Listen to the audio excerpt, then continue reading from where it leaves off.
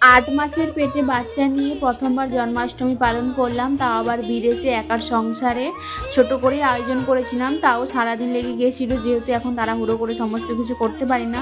তো সেরকমভাবেই বাড়ির সমস্ত কাজকর্ম করে ভালো করে বাড়িঘর দুয়ার ঝাঁটিয়ে মুছে পরিষ্কার করে গোছগাছ করে খাবার দাবার করে গোপালকে যখনকে ভোগ লাগিয়েছিলাম তখনকে প্রায় সন্ধে হয়ে গিয়েছিলো।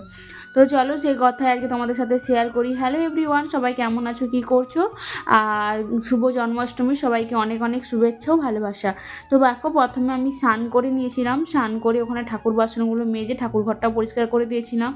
আর এখানে হচ্ছে তালের যেহেতু খাবার বানাবো, তো সেই জন্য আমি দুপুরে রান্না বান্না করে একদম সমস্ত কিছু গোছগাছ করে তারপরেই এখানে ঠাকুরের খাবারগুলো করতে বসেছিলাম। আমি না খেলেও তোমাদের দাদা যেহেতু আছে তার জন্য তো আমাকে রান্না করতেই হতো, তো সেই জন্য তোমার দাদা ভাইয়ের জন্য রান্না করেছিলাম।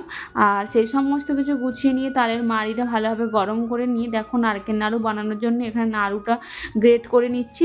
আর এদিকে দেখো তালের যে বড়া বানাবো তার জন্য একটু জল গরম করে সুজি চিনি এগুলো ভালোভাবে ভিজতে দেবো। এতে কী হবে, সুজিটা নরম হয়ে যাবে আর চিনিটাও মানে গুলে যাবে, তাহলে আর মানে মাখানোর সময় খুব একটা সময় লাগবে না।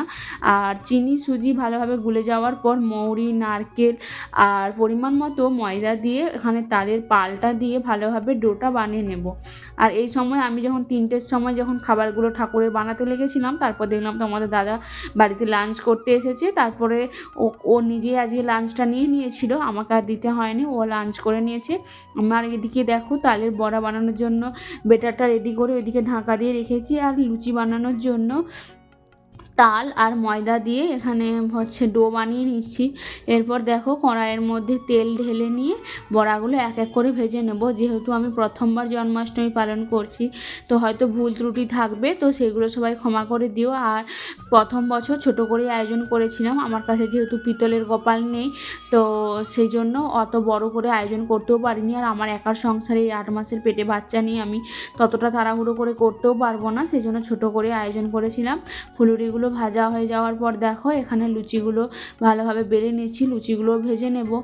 আর হচ্ছে এবারে আমি যখন দেশে যাব, দেশে থেকে আসার সময় অবশ্যই আমি একটা পিতলের গোপাল ঠাকুর নিয়ে আসার চেষ্টা করব।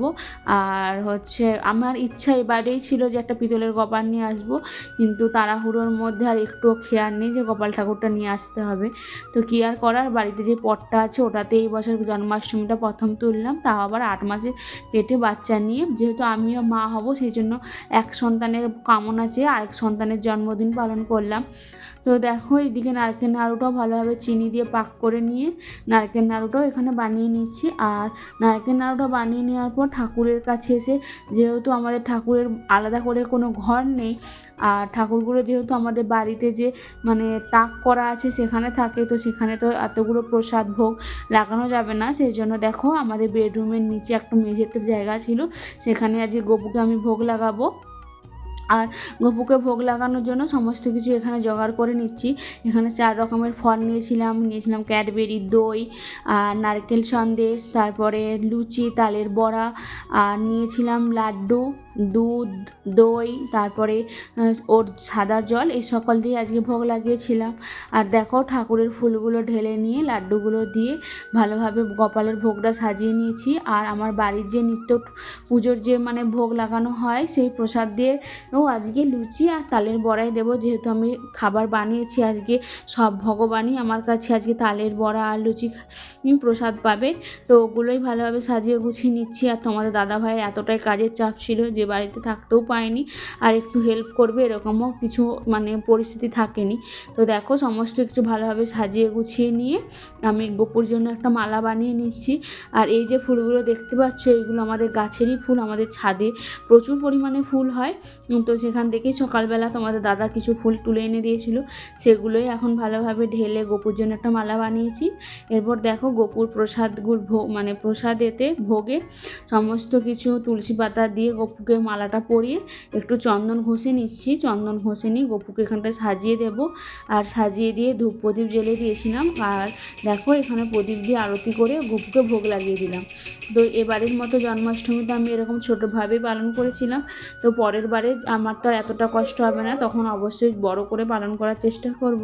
তো বিদেশে থেকে কে কে জন্মাষ্টমী পালন করেছো আর কাদের বাড়িতে গোপালের জন্মাষ্টমী পালন হয়েছে অবশ্যই কিন্তু কমেন্টে জানিও।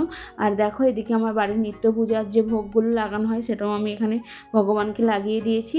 আর ভিডিওটা কেমন লাগলো অবশ্যই জানিও। আর দেখো সন্ধেবেলার দিকে এখানে আমি প্রসাদ নিয়ে বসেছি একটু খেতে। সবাই ভালো থেকো, টাটা।